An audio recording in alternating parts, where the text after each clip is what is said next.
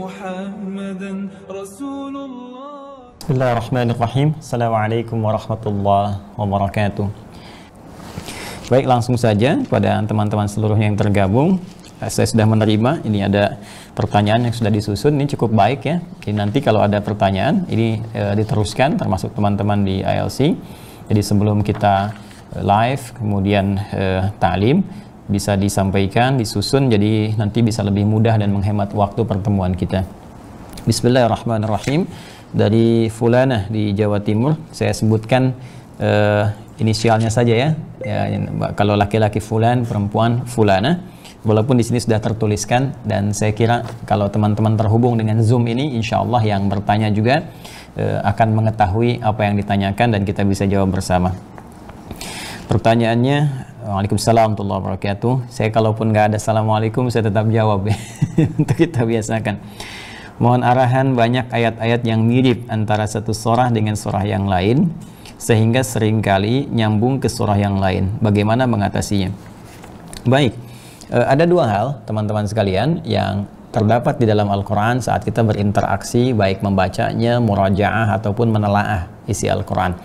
Yang kedua, ada yang mirip seperti yang disampaikan, ya. Kemudian yang keduanya ada yang serupa persis.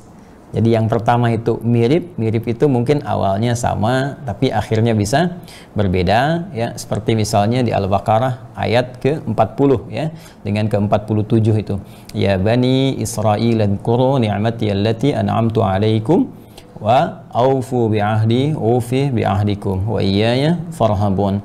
Yang 47, ya Bani Israil adhkuru ni'mati allati an'amtu 'alaikum wa anni faddaltukum 'alal 'alamin. Ya, juga nanti di penghujung juz yang pertamanya ketemu lagi yang sama lagi dengan yang ayat 47.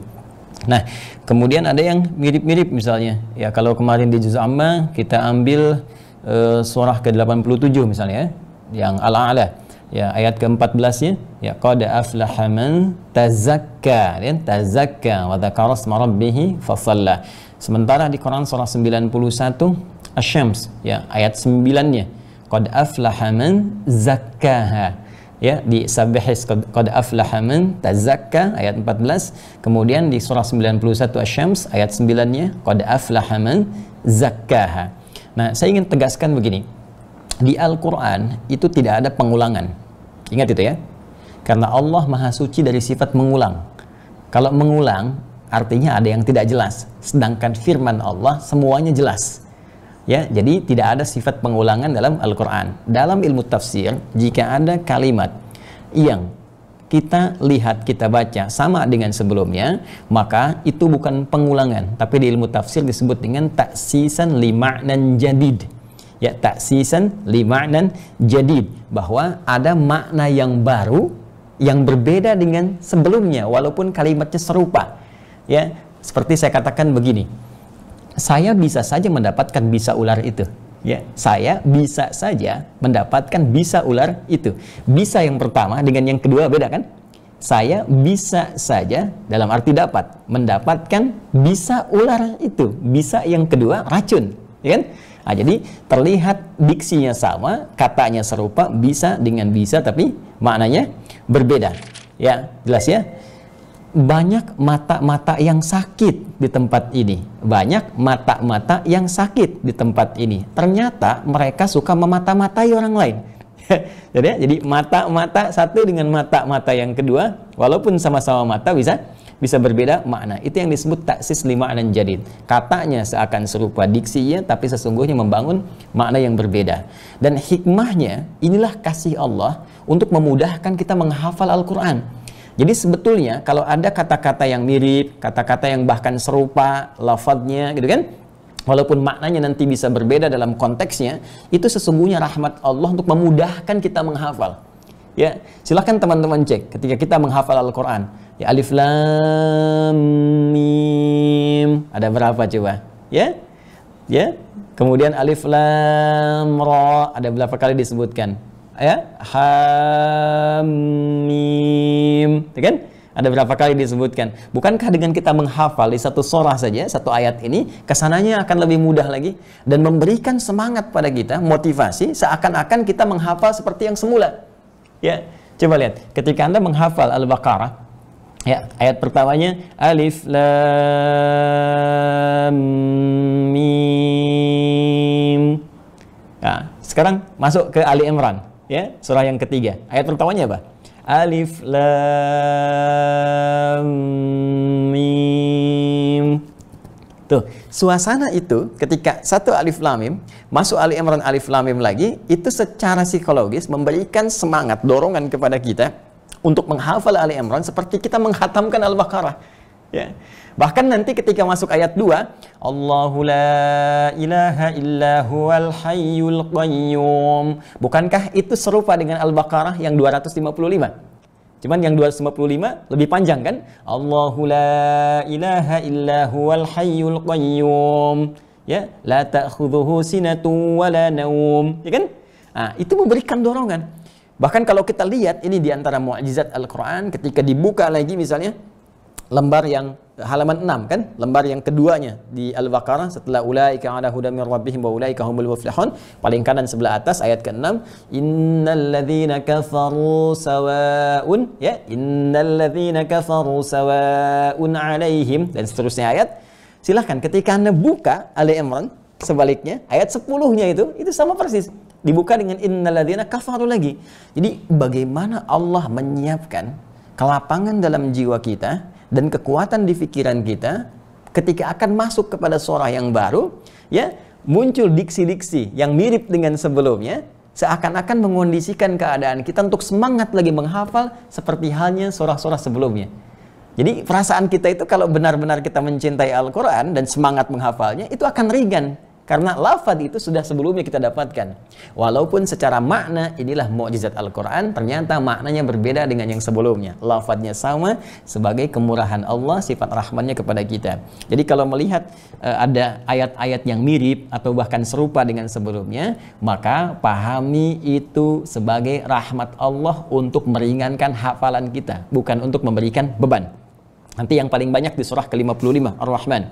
Fabi ayyi ala'i rabbikuma tukadziban. Ya kan? Itu bukan diulang tuh, ya. Nanti disebut lagi.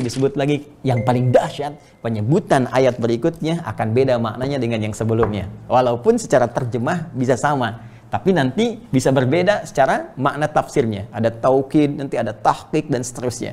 Ya. Nah, jadi persepsi ini yang dibangun. Kalau kita menanamkan pada diri kita bahwa ayat-ayat yang mirip ini, ayat-ayat yang serupa bahkan lafadznya ini sebagai rahmat Allah untuk memudahkan hafalan bagi kita, maka cara menghafal kita akan beda. Ini poinnya. Jadi cara melihatnya nanti bukan sulit. Kalau cara pandang kita sudah mudah dan semangat, maka ayat yang dihadapi pun akan ringan. Ini dulu yang pertama. Tapi kalau cara pandang kita sudah sulit, menanamkan sesuatu, aduh gimana nih, kok nyambung ke sini. Nah, nanti setan mempermainkan tuh. Ketika dipermainkan, merasa sulit dari situ menghambat kepada hafalan yang berikutnya. Ya, jadi memposisikan Al-Quran itu harus disertai dengan cinta kita yang dalam terhadap Al-Quran. Nanti ketika ada perasaan cinta itu yang dalam, energi kita akan terfokus dan semuanya positif. Nanti dari situ Allah akan bimbing kita untuk mendapatkan kemudahan-kemudahan. Jelas ya? Ini bagian yang pertama, cara pandangnya dulu. Kemudian secara teknis. Bagaimana teknisnya? Nah, tetap secara teknis mesti dijelaskan. Jadi, ada cara pandang, mindset kita, kan? Cara pandang, ada mindset kita melihat sesuatu. Kan kita diajarkan dalam Al-Quran, dalam hadis untuk berpositif thinking, kan? Nah, ini fondasi berpikir kita. Jadi orang Islam, orang beriman itu, ya cara pandangnya itu diawali dari sisi positif dulu. Ya, kalau di ilmu hukum itu bahkan dalam hal yang negatif sekalipun ada asas praduga tak bersalah gitu kan. Nah, kalau ditarik ke dalam dunia keislaman, memandang sesuatu ada husnudzan kepada Allah. Ya, untuk mencari hikmah, ada apa di balik itu. Jadi kalau kita selalu menatap dalam hal yang positif, itu feedbacknya kepada kita, hati akan lapang, pikirannya tenang, dan mengambil sikapnya akan bijak. Ya, itu poinnya. Ya, karena itu cara pandang kita ketika menghafal Al-Quran dan menemukan ayat-ayat yang mirip atau bahkan kalimatnya serupa. Saya tidak bicara makna ya, kalimatnya atau lafaznya serupa, maka pandanglah ini sebagai rahmat Allah, kan?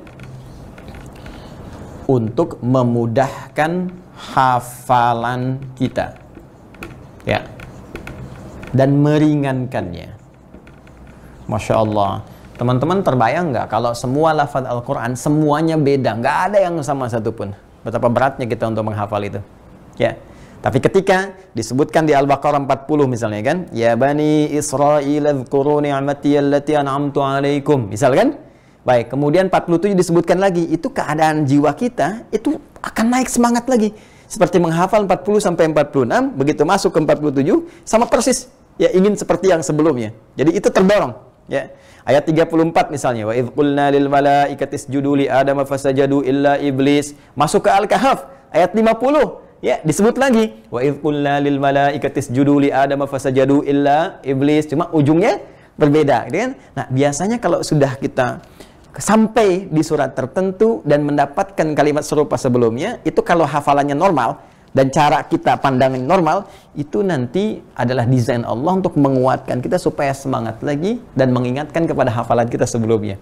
Ya, kalau bahasa singkatnya, senang nih seperti yang sebelumnya, dulu aja saya bisa, sekarang pasti bisa, ya. Dan disiapkan kembali sehingga otak kita ringan menerimanya. Jelas ya? Nah, kemudian setelah ini paham, ini posisinya ya. Ya. Setelah mengerti tentang ini, jadi nanti kalau menghafal lagi dapat yang mirip-mirip atau serupa, langsung ke sini cara berpikirnya. Ya, hilangkan sulit-sulit itu hilang. Makanya dari awal saya tegaskan, sejak saya menyampaikan bahkan dalam pertemuan sesi pertama di Al-Azhar dulu, ya. Ya, kemudian saya tegaskan lagi dalam Zoom kita dalam setiap kesempatan, menghafal Al-Quran itu kunci pertamanya yang langsung ditegaskan oleh Allah di firman-Nya Quran surah ke-54 itu Al-Qamar. Ya, ayat 17, ayat 22, ayat 32, ayat 40. Walaqad yassarnal Qur'ana lidzikri fahal mim muddakir. Walaqad, lamnya taukid, qadnya tahqiq. Lam itu untuk menunjukkan kekuatan pada yang ragu. Kalau qad itu untuk menjamin, tahqiq, ya, juga pada orang yang kurang yakin. Kalau keduanya disatukan, itu perintah supaya nggak ragu sama sekali. Ya, apa yang jangan pernah kita ragukan? Yassarna, ringan. Ringan, ya, mudah, itu lawan sulit, lawan berat. Jadi kalau mau menghafal Quran, jangan pernah berpikir sulit. Ketika berpikir sedikit saja sulit, maka setan akan memanfaatkan pikiran itu untuk memberikan was-was pada jiwa kita yang paling dalam sehingga berpengaruh pada hafalan berikutnya. Jadi kalau menemukan hafalan, ya, ayat atau kalimat tertentu yang kita rasakan, ada mandek, langsung di pikiran kita, mudah. Insya Allah mudah. Inna ma'al usri yusra, inna ma'al usri yusra, mudah. Allah yang jamin kok. Saya cuma ikhtiar, nanti Allah yang akan mudahkan. Jelas ya? Dan kadang-kadang kita dituntut untuk mengulang itu bukan karena lambat cara hafalan kita, tapi lebih karena Allah ingin memberikan banyak pahala. Itu rumusnya. Bukankah setiap satu huruf 10, ya? Jadi kalau kita sedang mengulang, cara pandang kita rahmat Allah, insya Allah ada pahalanya, itu lebih ringan. Ya. Kemudian secara teknisnya ini satu, ya. Secara teknisnya untuk membantu juga kemudahan menghafalnya, selain cara pandang tadi, teman-teman bisa langsung keluarkan. Kalau saya misal begini, ya, kemarin kan juz amma ya, ambil ayat 87, ya, surah 87, surah Al-A'la. Kemudian dengan surah 91 Asy-Syams. Ya.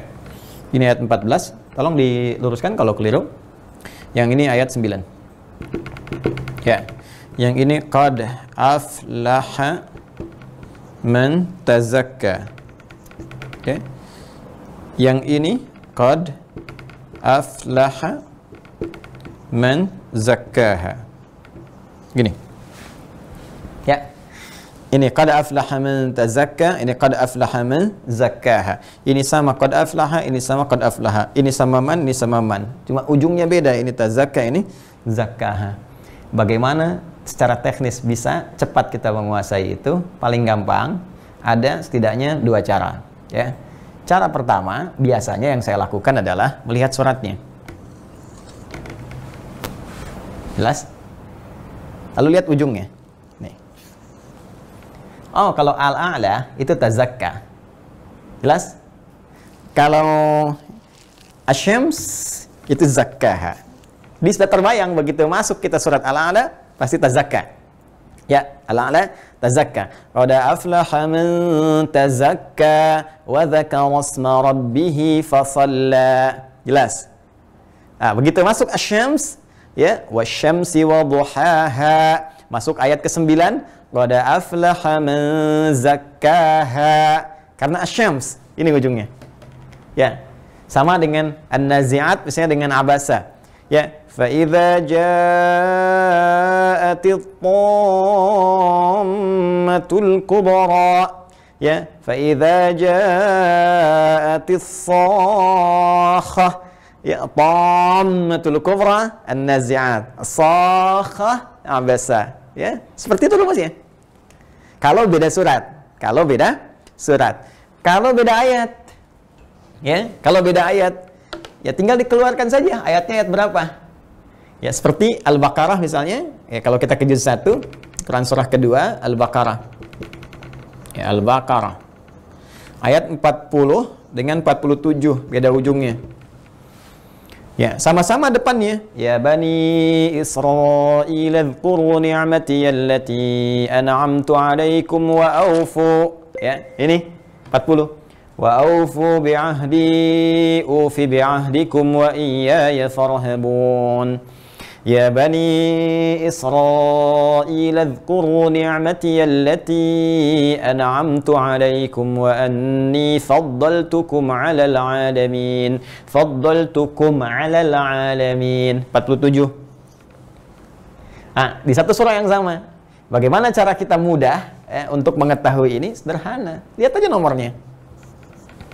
Ya, terus urutkan mana yang paling duluan. Ya, yang paling duluan kan 40 kan? Ya, setelah itu 47 kan? Nah, maka kalau baca Al-Baqarah, kalau Anda bacanya mau ke 40 yang paling duluan, maka ujungnya tutup wa iyaya farhabun. Ya, setelah itu nanti bacakan yang setelahnya, ya, wa anni faddaltukum 'alal 'alamin. Jadi sederhana sebetulnya.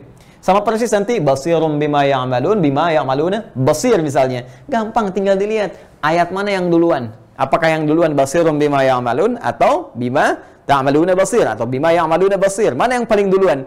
Jadi lihat urutannya, begitu Anda mendapati urutan pertama ini akan lebih mudah. Ya, dan biasanya sebagian kawan menuliskan itu mengeluarkan. Ya, misalnya dia sedang menghafal juz pertama misalnya. Terus ayat-ayat yang miripnya dikeluarin. Ya, ayat berapa saja yang mirip misalnya kan? 1, 2, 3. Ini yang pertama nomor berapa nih? Sekian. Ini nomor berapa? Sekian. Nomor berapa? Sekian. Mana yang paling duluan? Oh, berarti kalau paling duluan, ini ujungnya ini. Yang tengah-tengah, ini. Yang belakang, paling belakang, ini.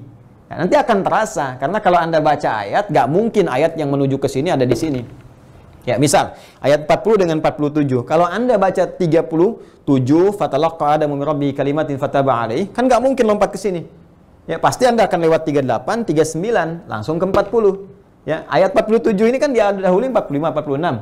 Ya kan? Wasta'inu bis-sabri was-shalah wa innaha lakabiratun illa 'alal khashi'in alladzina yadhunnuna annahum mulaqu rabbihim wa annahum ilaihi raji'un. Baru ya Bani lagi kan? Jadi ketika Anda masuk 45, 46, Anda sudah sadar ini pasti yang berikutnya, yang ke-47. Jelas ya? Nah, jadi kalau mau seperti tadi teknisnya, tinggal dilihat kalau suratnya beda. Perhatikan tanda di suratnya, surat apa nih?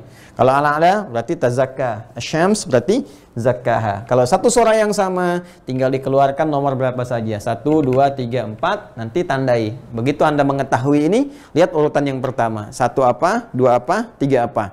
Jelas ya? Wallahu ta'ala alam bis-shawab. Bagus pertanyaannya, dan itu banyak ditanyakan. Ya, itu sering ditanyakan. Baik. Mudah-mudahan nanti kalau praktek, insya Allah bisa mengetahui dengan lebih jelas. Ya. Dapat jawaban ini, Anda praktekkan. Misal kemarin menghafal juz amma, kan? Kenapa saya dahulukan juz amma? Selain umum, amma itu umum, ya. Bukan hanya disebutkan di ayat pertama, Anda ba'amma yatasa'alun, tapi juga juz yang umum diketahui masyarakat. Jadi kalau kita ngalamin, orang-orang umumnya pada sudah sering banyak dengar, sehingga nanti tidak jenuh ketika diimami. Yang kedua, kalau imam lupa pun bisa diingatkan. Itu kan? Kemudian yang ketiga, itu nanti akan jadi fondasi untuk hafalan surah-surah dan juz-juz berikutnya. Ya, karena nanti di situ ada beberapa bagian yang penting, baik di tajwidnya, terus menghafal tadi, membedakan yang mirip-mirip dan sebagainya. Ya, coba cek nanti di juz amma, termasuk nanti ada satu surah yang kalau kita nggak teliti, nggak tepat ya, nggak tenang itu bisa ketukar. Seperti al-kafirun misalnya kan, la abudu ya, kemana-mana misalnya kan bolak-balik di situ-situ ya. Kul makmum bilang kul huwallah, padahal kul ya al-kafirun misalnya ya. Nah itu beberapa bagian yang kita bisa sempurnakan. Wallahu ta'ala a'lam bis-shawab. Tinggal praktek nanti ya. Nanti teman yang bertanya ini, ukhti ini dari Jawa Timur, mohon nanti Ibu UR dikeluarkan ayat-ayat yang rasakan Anda sulit itu tadi dan terapkan seperti saya terangkan. Bismillah. Sekarang dari Jawa Tengah. Ya. Assalamualaikum warahmatullahi wabarakatuh. Waalaikumsalam warahmatullahi wabarakatuh. Ibu ini ya, TSZD. Mohon izin bertanya Ustaz, ketika kita membaca Al-Quran tidak jarang pada ayat yang panjang nafas kita tidak sampai pada wakaf, dikarenakan wakaf berada cukup jauh. Sementara itu semisal saya ingin berhenti sebelum wakaf, namun saya khawatir akan salah makna jika berhenti dan mengulang kembali karena keterbatasan saya dalam bahasa Arab. Bagaimana sebaiknya mengatasi keterbatasan tersebut pada saat membaca Al-Quran? Atas nasihatnya sebagai semoga Allah memuliakan Anda. Dan ini juga termasuk persoalan yang umumnya dialami oleh para pembaca Al-Quran. Dalam kondisi kita tidak mengetahui makna. Kalau mengetahui makna itu sudah keluar dari pertanyaan karena pasti paham apa yang akan diulang. Dalam kondisi ini sederhana. Rumus cepatnya Anda bisa mengulang ya satu kalimat ya sebelum saat Anda berhenti tadi. Satu kalimat sebelumnya saat Anda berhenti. Misal, saya akan bacakan Al-Baqarah misalnya ayat ke-6. Innal ladzina kafaru sawa'un 'alaihim a'anzartahum am lam tunzirhum la yu'minun. Itu kalau nafas cukup ya. Sekarang nafasnya misalnya nggak sampai. Innal ladzina kafaru sawa'un 'alaihim. Ya kan? Saya berhenti di 'alaihim kan? Nah, kalau mau paling gampang, sebelum alaihim ada kalimat, ada lafad. Nah, ulang dari situ.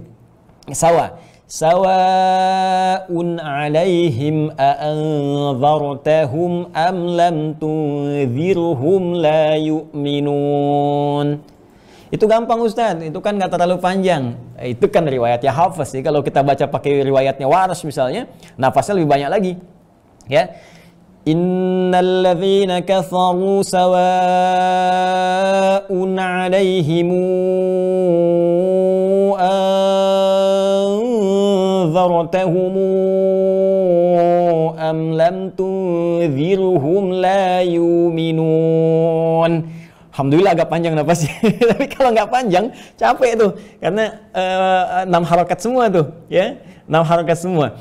Innal ladzina kafaru sawa'un 'alaihim anzartahum. Kalau misalnya habis kan? Nah, itu harus dari sawa'un 'alaihim anzartahum am lam tunzirhum la yu'minun. Karena di Warash itu kita nggak baca yu tapi yu ya, yu'minun. Nah, itu misal ya. Nah, jadi rumus cepatnya kita baca satu lafaz atau satu kalimat sebelumnya.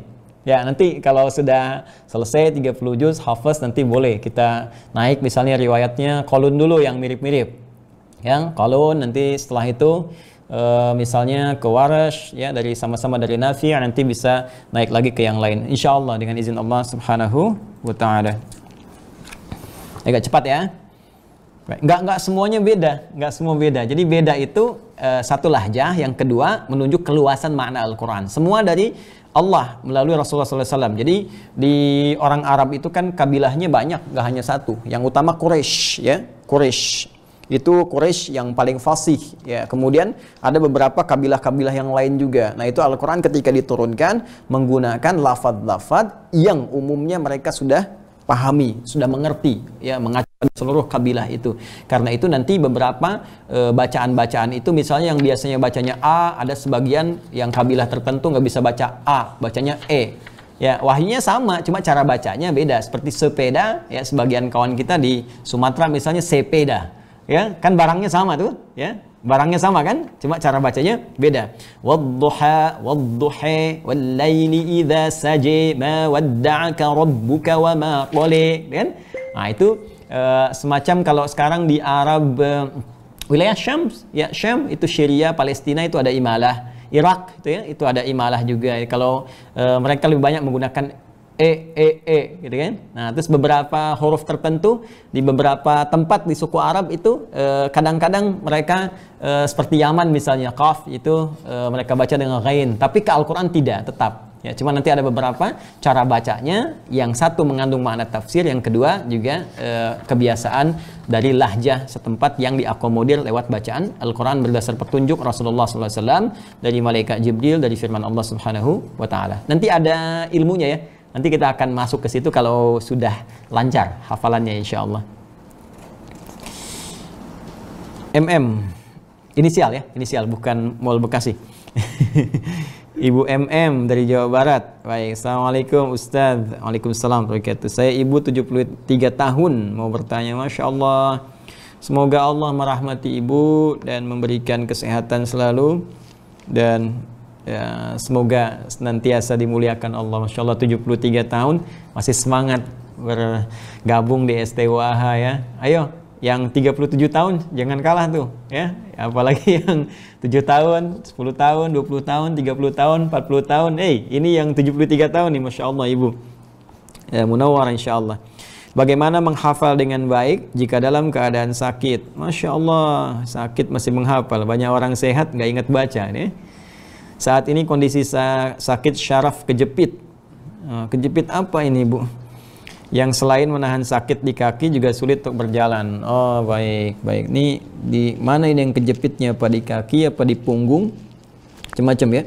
Sebelumnya sudah mulai menghafal juz 1, tapi saat pindah ke juz 30 semakin berat untuk menghafal. Malam sebelumnya dihafal, saat pagi akan murajaah sudah hilang lagi apa yang dihafal sebelumnya. Mohon arahan dan doa dari Ustadz. Ya, semoga Allah muliakan dan semoga Allah mudahkan.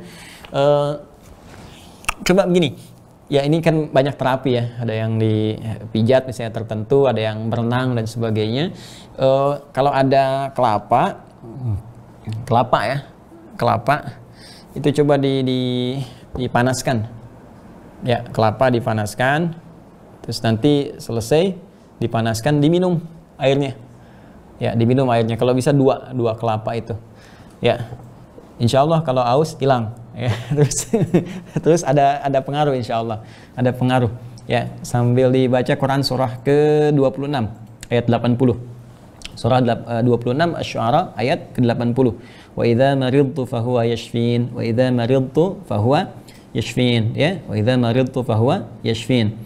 Nah, itu kalau kira-kira di punggung ya, saya nggak tahu sebelah mana nih kejepitnya ya, tapi dicoba saja. Ada kelapa, buah kelapa, ya dipanaskan itu, kemudian airnya diminum. Ya, dua itu biasanya satu aja nggak kuat Bu. Ya coba aja dong, insya Allah mudah-mudahan ada pengaruhnya. Kemudian yang kedua, sebenarnya ini nggak ada kaitan dengan hafalan. Ini perasaan kita saja. Ya perasaan kita. Bahkan ada orang yang Masya Allah saya lihat tuh koma ya. Ya terus tapi lisannya Al-Quran terus yang dibaca gitu. Ya, justru dalam puncak sakitnya itu baca Al-Quran. Ya, siapa itu Syekhul Islam Ibnu Taimiyah itu sebelum meninggal kan? Ya, sebelum meninggal kan ikut itu jihad terus dan terluka. Ya itu baca Quran juga. Ya, innal muttaqina fi jannatin wa nahar fi maq'adi sidqin 'inda malikin muqtadir. Ya, itu baca terus itu. Baca terus ya, sampai beliau kemudian menghembuskan nafas terakhirnya. Jadi Anda bisa bayangkan bagaimana seorang ahli Quran dalam keadaan sedang terluka, sakit yang luar biasa dalam pun itu masih menikmati bacaannya. Yang Umar bin Khattab radhiyallahu taala anhu kan sedang imamin tuh saat ditusuk itu, ya. Ditusuk kemudian oleh Ibnu Muljam itu, ya kan? Kan beliau sedang sholat kan, sedang mengimami kan. Nah, itu kan sangat menarik tapi terasanya nyaman saja gitu. Ya, nah saya ingin katakan bagaimana suasana itu bisa hadir. Ternyata salah satu rahasianya adalah dengan cara menanamkan rasa cinta terhadap Al-Quran. Cinta. Jadi kalau kita sudah punya perasaan cinta, itu Masya Allah, itu semuanya itu terasanya ringan, ya. Dan cinta terhadap Al-Quran itu didasarkan keikhlasan kita kepada Allah Subhanahu wa Ta'ala. Niatkan bacaan Al-Quran itu untuk mendapatkan rahmat Allah. Nanti ketika rahmat itu kita niatkan, syifa diturunkan. Itu rumusnya di Quran surah ke-17 Al-Isra ayat ke-82. Ya, wa nunazzilu minal Qur'ani ma huwa syifaa'un wa rahmatul lil mu'minin. Wala yazidul zalimina illa khasara. Ya? Jadi Quran surah ke-17 Al-Isra ayat ke-82. Ya, niatkan untuk mendapatkan rahmat Allah baca Al-Quran. Nanti dalam suasana apapun akan enak baca. Ya, dalam kita sedang sehat pun, kita diuji sakit pun, kita insya Allah akan nyaman untuk membacakannya. Kadang-kadang justru Al-Quran itu ketika dibacakan, ketika rahmat turun jadi obat, jadi penenang dan sebagainya. Ya, jadi pertama cara kita tadi memandangnya dulu. Insya Allah kalau cara pandang kita itu baik, tenang, nyaman, nanti sekali lagi rahmat Allah diturunkan dan kemudahan akan diberikan kepada kita. Ya Allah Ta'ala adam bisawab. Jadi kalau saya lihat ibu dengan izin Allah Subhanahu Wa Ta'ala, mudah-mudahan insya Allah disembuhkan, kan? Tapi bukan hanya itu, yang paling penting ini Allah ingin mengajarkan kepada kita bagaimana menikmati Al-Quran dalam keadaan sehat ataupun sakit. Ya, baik. Bismillah. Pertanyaan keempat dari AMH Jakarta Timur, Ibu ya. Waalaikumsalam warahmatullahi wabarakatuh. Bagaimana caranya supaya stabil madnya, terutama mad jaiz? Ya stabilkan. Bagaimana supaya stabil? Ya stabilkan. Baik, membaca panjang pendek itu, panjang pendek, mad itu panjang. Ya, mad itu panjang. Pak Mamat, Bapak panjang. Baik, mad itu panjang, terutama mad jaiz. Gini, sebelum kita masuk ke situ, saya coba hapus dulu ya. Saya berikan teori untuk memahami secara simpel dulu ya. Ya, saya senang memahami dibandingkan dengan menghafal. Bismillah. Nanti kalau sudah masuk ke hukum tajwid, nanti setelah makharijul huruf, masuk sifat huruf, nanti pelan-pelan kita berbagi dengan tajwid juga ya. Baik, perhatikan teman-teman sekalian, keluargaku, semoga Allah merahmati kita semua. Lihat sini, mad, ya kan? Maddun asalnya, panjang.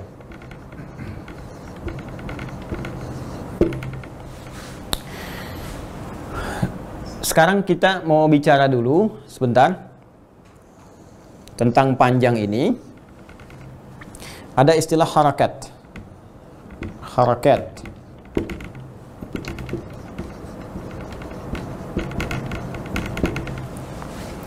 Masih ingat gak?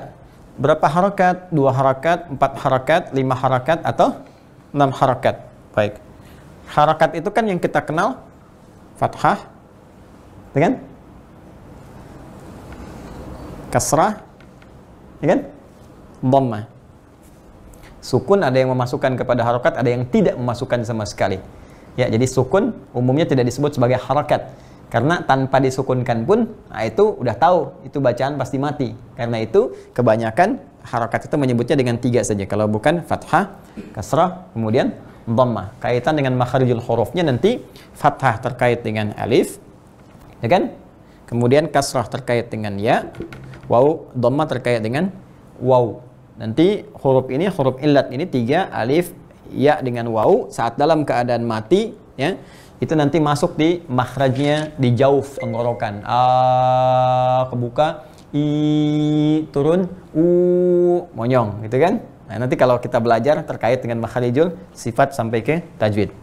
Apa kaitan dengan mad di sini? Perhatikan baik-baik. Kalau ada yang terkait dengan mad, hukum panjang, maka harakat yang dimaksudkan di sini, perhatikan, harakat yang terkait dengan alif, yaitu fathah. Ya, maka saya hapus yang kasrah, saya hapus yang dhammah. Perhatikan teman-teman sekalian. Kalau kita membaca, misalnya, lihat sini, fa, ta, ha, fa, ta, ha. Ini bacaannya pendek kan? Ya. Tapi pendek pun, ingat, pendek pun tetap dibacanya mesti seirama. Jangan sampai panjang yang ini beda dengan yang ini, beda dengan yang ini. Harus sama. Fataha, Ya, fataha, jelas ya? Fataha.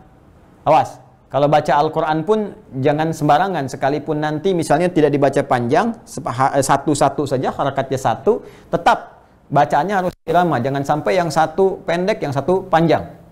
Ya, misal kita ingin katakan, ya, dzalikal kitabu la raiba fihi hudal lil muttaqin, kan?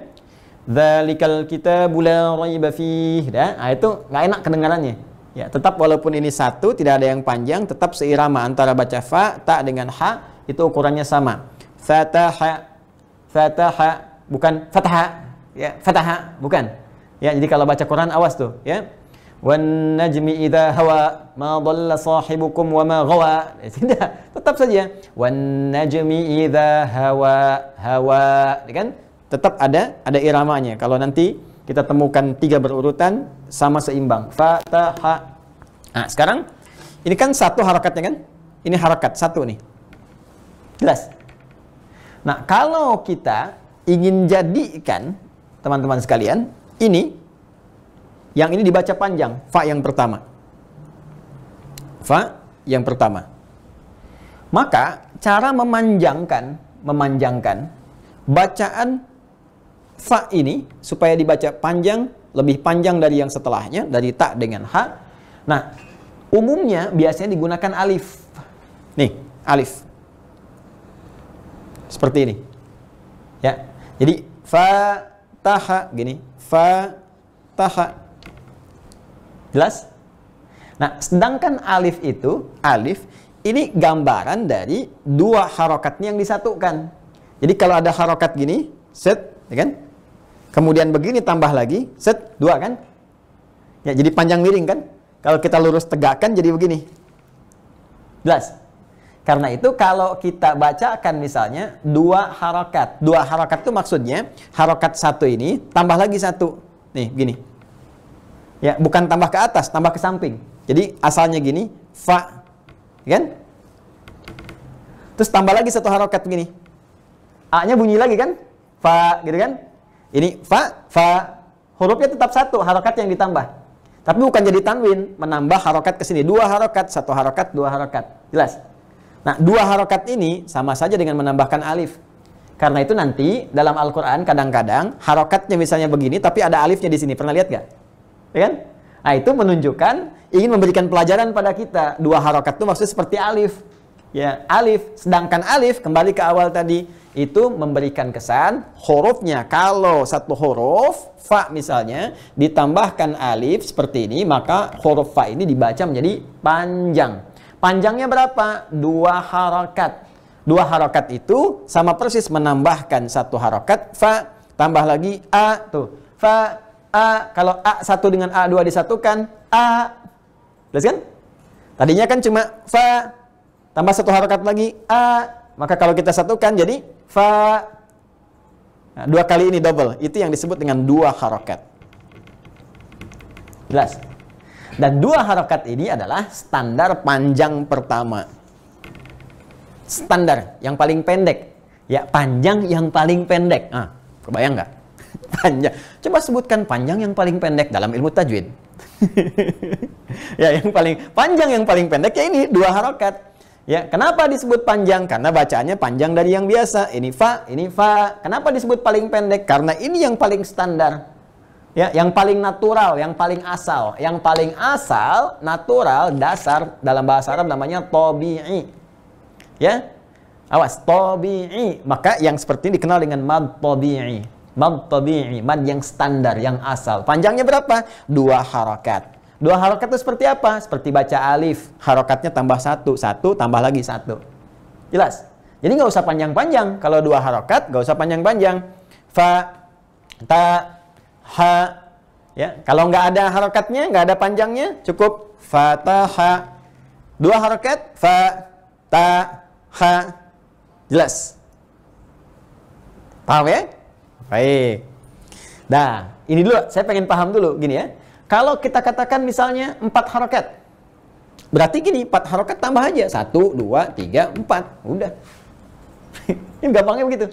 Nah, setelah itu gimana? Kalau 2 harokat kan 1 alif kan? ya. Berarti tambah 2 harokat lagi kan? 1 alif lagi kan? Berarti panjang yang tadi a, kan? Fa, jadikan 2 kali lipat. Yang tadi fa, fataha, fa, tak, ya. Fataha, fa, tak, ya. Kemudian tambahkan jadi 4. Fa, ya. Fa, kan? Ketukan cepat kan? Fataha, fataha. Nah, kalau kita ingin jadikan detik, nih, paling gampang. Biasanya saya mengajarkannya pakai detik. 1 detik itu seperti 2 harokat, 1 detik. Ya, kalau kita baca cepat, ini sepersekian detik. Fataha, ya kan? Kalau kita misalnya gunakan 1 detik, fa, nah itu 2 harokat. Ya, 2 harokat. Jadi kalau saya katakan 2 detik, 4 harokat. Ya. Fa, tak, fa. Nah, itu 4 harokat. Fa. Jelas? Ke dasar dulu ya, supaya nggak bingung. Ke dasar dulu. 2 harokat berarti 1, ya kan? Mad tabi'i. Asalnya, standarnya. 4 harokat tinggal jadikan 1, 2, 3, 4. Berarti alif 1 ini tambah 1 lagi. Ya. Supaya mudah, kita ganti namanya dari harokat ke detik aja. Paling gampang. Cuma saya berikan ilmu harokat ini supaya paham. Supaya nggak bingung. Berapa sih 4 harokat, 6 harokat? Maksudnya domah apa kasroh? Bukan. Ya, bukan itu. Maksudnya tadi, tambahkan ini, tambah ini, tambah ini, tambah ini. Nah, kalau disebut 2 harokat, tabi'i. Ya. Nah, supaya kita cepat, kita nggak ngitung lagi 4 harokat. 1, 2, 3, 4. Ketukannya gimana? Paling gampang begini, daripada pakai ketukan, gunakan rumus detik. 1 detiknya, 1 detik, itu sama dengan 2 harokat. Mad tabi'i. Jadi kalau mad tabi'i itu 1 detik. Tak, tak, tak. Kan? Tak. Baik, kita contohkan misalnya. Kembali ke Al-Baqarah, ya. Alif lam mim. Ayat 2. Dza. Kan ada alifnya di atasnya kan? Kalau dza kan begini kan? Dza. Kan kalau kita lihat mushaf begini kan? Tuh. Ya. Ini 2 harokat.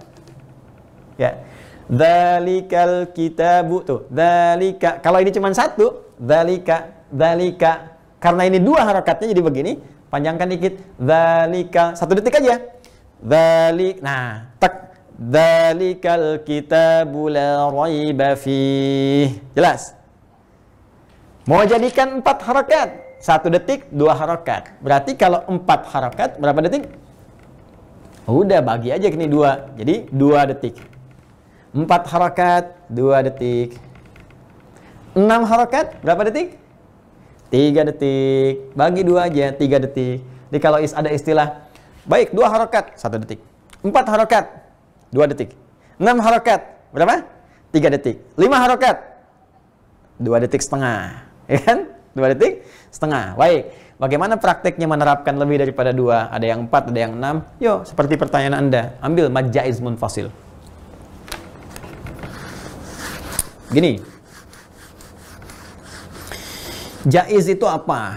Tuh, saya nggak pengen hafalan, saya pengennya paham. Jaiz itu apa?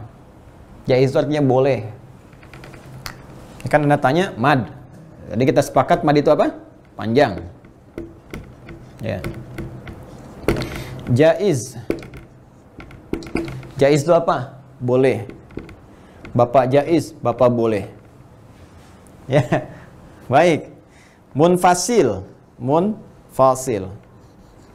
Ya, karena kalau jaiz pasti munfasil. Munfasil. Terpisah. Terpisah. Saya sedang terpisah dengan suami sedang di ujung pandang. Aduh, suami saya sedang munfasil. Baik ya, itu bukan. Ini. Ingat, mad itu panjang, jaiz itu apa? Boleh. Munfasil, pisah. Yang mirip lagi, mad. Nih. Mad. Wajib. Nah. Mad itu apa? Panjang. Wajib itu apa? Harus, kudu, ya. Tidak boleh tidak. Muttasil. Bersambung. Bersambung. Baik. Jelas? Ini dulu. Jaiz artinya apa? Boleh. Munfasil artinya apa? Terpisah. Baik, wajib artinya apa? Wajib harus. Muttasil bersambung. Ini, dua hal ini semuanya terkait dengan persoalan hamzah. Ya. Nah, jadi saya mau cerita begini. Ada hamzah, dia itu berada dalam satu kalimat, dan kalimat itu tetap harus nyambung, nggak bisa dipisah. Wajib nyambung, nggak boleh pisah. Contoh, Al-Baqarah ayat ke-5, ulaika. Kan, gini kan? Ulaika ala hudan mir rabbihim. Ya. Ulaika. Tuh. Perhatikan baik-baik teman-teman sekalian. Ini kalimat, nih, tengah-tengahnya ada hamzah sini nih. Setelah sebelumnya dibaca panjang. Nih, ada lam begini, ya. Asalnya ada alifnya. Cuma nanti dibaca alifnya seperti fathah tegak, cuma dikasih bendera karena ada hamzah. Nanti kita terangkan. Ya. Jadi ada hamzah di tengah-tengah gini. Sebelumnya dibaca panjang. Cuma teman-teman sekalian, ini kalimat nggak bisa dipisah, wajib nyambung. Kita nggak bisa pisahkan begini misalnya, gini, ika, nggak bisa.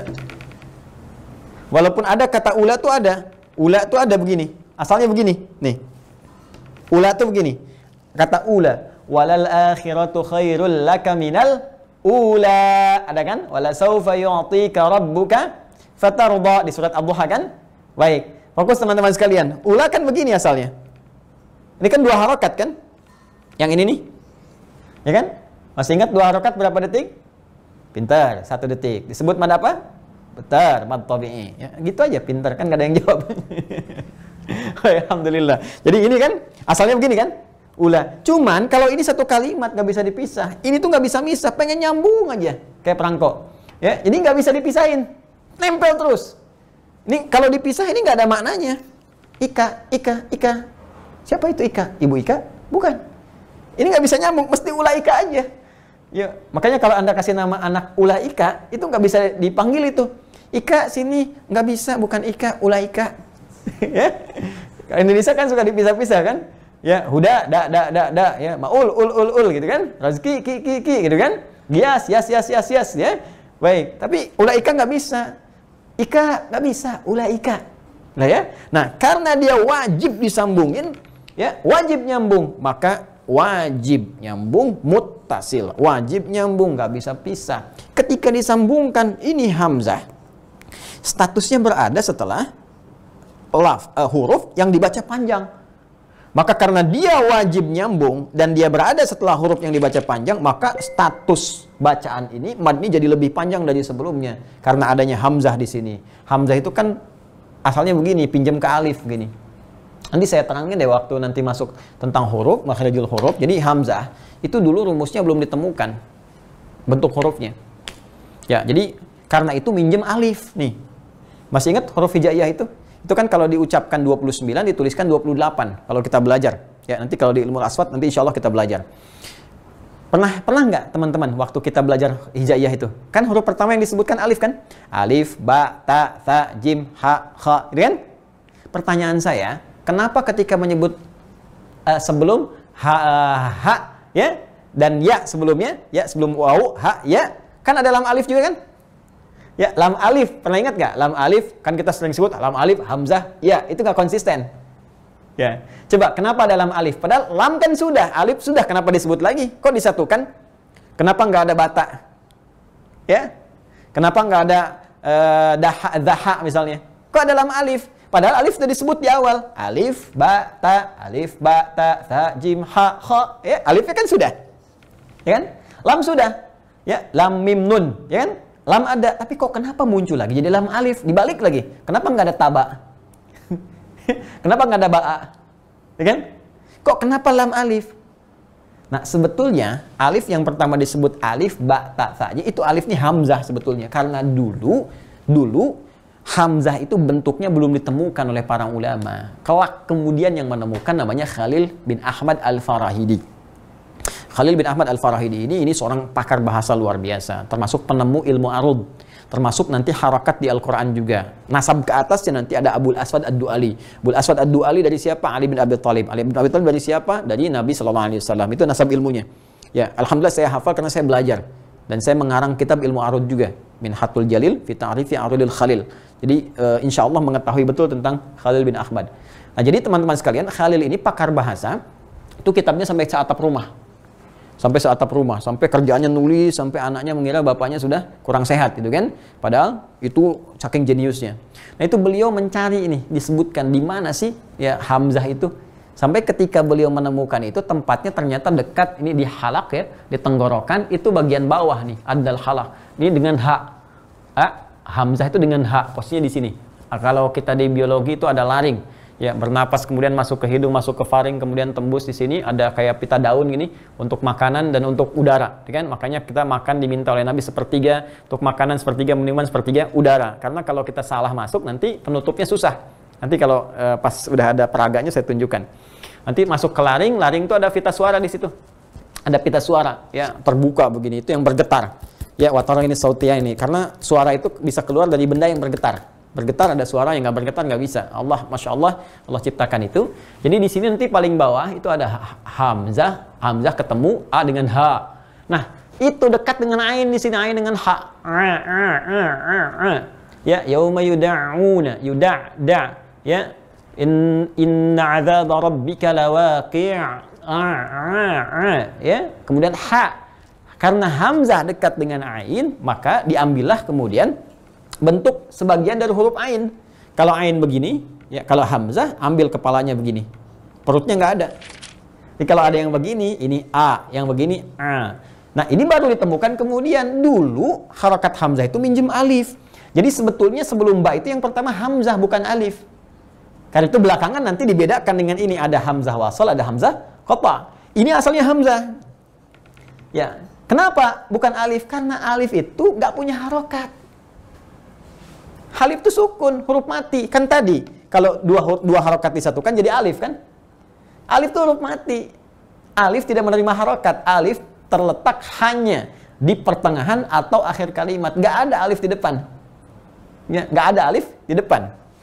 Nih, lihat sini.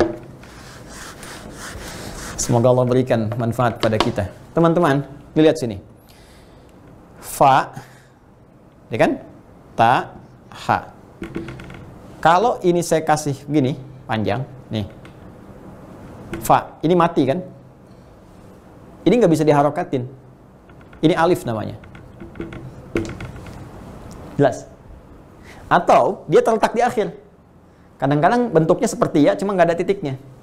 Contoh misalnya, di Al-Quran, Wadduha. Surah keberapa? 93. Ini alif nih, bukan ya. Ya, ini alif. Nggak menerima harokat. Harokatnya di ha. Nih. Kadang dituliskan seperti ini untuk menandakan baca dua harokat. Jelas kan? Baik, lihat sini.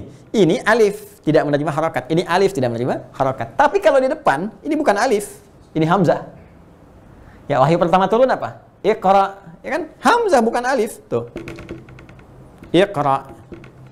Ini Hamzah wasal, ini Hamzah qata. Jelas? Jadi, ini tuh Hamzah bukan alif. Alif, ba, ta, a, ba, ta, sa, ja, ha, kha, a itu Hamzah. Hamzahnya wasal. Nah, Hamzah karena dulu belum menemukan ini bentuk hurufnya, maka dia minta bantuan ke alif. Pinjam. Jelas ya? Alifnya belum ada. Nih, alifnya dipinjam. Bahkan nanti sampai seterusnya. Ketika ada Hamzah, kan suka minta dulu ke alifnya, seperti ini. Nah, alif itu punya jasa terhadap dua huruf. Satu Hamzah, yang kedua lam. Kenapa? Karena lam dalam keadaan sukun nggak bisa diucapkan. Coba ucapkan lam dalam keadaan sukun. Hamzah itu lam bisa diucapkan kalau berharokat. La, li, la li la li lu. Ya, lika-liku laki-laki yang tak laku-laku. La, li, lu, la, li, la, lu, la, li, la, lu, la, kan? Ya. Itu bisa diucapkan kalau berharokat. Cuman kalau dia sukun nggak bisa diucapkan. Gimana? Ya. Tapi persoalannya kan ada nanti lam yang akan berfungsi untuk mengkhususkan misalnya, ya, untuk ta'rif, ya, untuk membuat umum lam. Sekarang gini, Anda kalau mau baca misalnya begini, Al-Fatihah misalnya, Bismillahirrahmanirrahim. Setelah itu Alhamdulillah, kan? Kan begini. Ini kan ma'rifah nih, ini istighraq nih. Ini asalnya begini, lamnya ini sukun. Gimana bisa bunyi? Minta bantuan ke alif. Nih, al. Makanya disebut alif lam. Ya kan? Pernah dengar alif lam syamsiyah? Ya kan? Alif lam syamsiyah. Seperti mengucapkan kata asyams. Maksud alif lam syamsiyah itu asyams. Ya, asyamsu wal qamaru. Alif lam qamariyah seperti mengucapkan al-qamar. Kan singkatnya alif lam. Alif lam. Kenapa alif yang muncul? Untuk membantu lam. Jelas? Ya, ini cuma rumus. Pada asalnya sebetulnya hamzah kan? Wasol yang berharokat, alifnya kan tidak kan? Cuma dimintakan bentuk alif untuk minta bantuan supaya lam punya harokat. Sehingga disebut dengan al. Nah sekarang semua orang punya, semua huruf punya. Ya, hamzah ada, ba ada, ta ada, tha ada. Ya, bisa berharokat. Ya, ya kan? Ya ma'syarul jinni wal ins. Ya, berharokat. Ya, wau, ada berharokat. Ya. Bisa wa, bisa wi, bisa wu. Ya. Baik, ada harokatnya. Sekarang alif. Alif gak punya harokat, mau dibunyiin gimana? Yang lain bunyi. Wawiwu, yayiyu, ya kan? Tatitu, babibu. Begitu alif. Sukun dia. Dia pun pengen seperti yang lain. Maka ketika lam pernah berjasa, ya, lam minta jasa kepada alif, alif pun minta balik kepada lam. Bantu saya dong, supaya saya punya bunyinya. Yang lain enak aja, hamzah, a, ba, ta, sa, a, ba, ta, sa, ja, ha, ha. Begitu giliran alif, nggak ada harokatnya. Maka kalau dia minta bantuan hamzah, nggak bisa dibunyiin juga, jadi panjang, kan? Tapi dia karena pernah lam minta jasa kepada alif, maka alif pun minta jasa kepada lam supaya alif bisa dibunyikan. Maka lam pun akhirnya memberikan jasanya kepada alif. Sebelum berakhir, lam tambah alif. Karena itulah muncul istilah lam alif hamzah ya. Jelas? Padahal ini la nih, la. Kenapa nggak dibaca la? Dibacanya lam alif. Karena alif minta jasa kepada lam supaya alif bisa diucapkan. Jadi kalau ditanya, bagaimana bunyinya alif? La, ba, ta, itulah bunyinya alif. Karena alif nggak punya bunyi kecuali dihubungkan dengan huruf sebelumnya sehingga alifnya bunyi. Nah, itu dari mu'aswat. Gimana bunyi alif? Ba, benar. Gimana bunyi alif? Ta, benar. Tapi ba, ya, tidak pernah minta jasa kepada alif. Ta, nggak pernah. Yang minta jasa adalah lam. Ya, untuk mengucapkan al. Karena itu alif langsung minta jasa kepada lam supaya bisa diucapkan. Karena itulah kita mengucapkan lam alif hamzah ya. Paham ya? Itu asalnya. Tuh. Nah, sekarang apa kaitan dengan ulaika di sini? Kenapa ini dibaca panjang?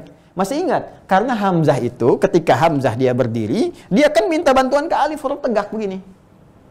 Karena itu pindah ke sini. Jelas ya? Dan secara hukum nanti ditambahkan wajib nyambung, karena wajib nyambung ini dan hamzahnya sendiri dia punya harokat, minjem ke alif ada harokat, ketika disatukan setidaknya dibacakan 5 harokat, 2 detik setengah.